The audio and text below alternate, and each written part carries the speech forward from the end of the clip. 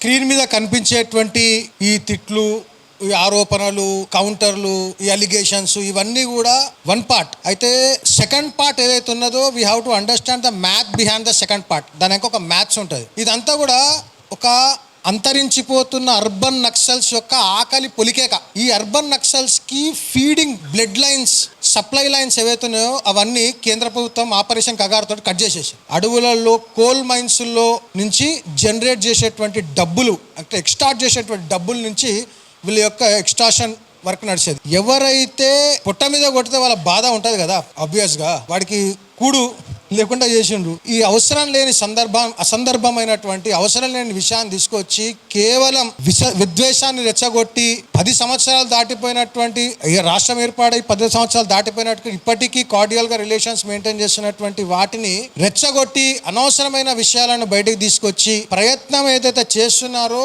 ఇది వాళ్ళు సక్సెస్ కాలేరు. ఎందుకంటే తెలంగాణ జాగృతమైనటువంటి తెలంగాణ, ఇక్కడ ఉన్నటువంటి ప్రజలు కూడా జాగృతమైన వాళ్ళే. ఈ యొక్క కుట్రను పసిగట్టారు.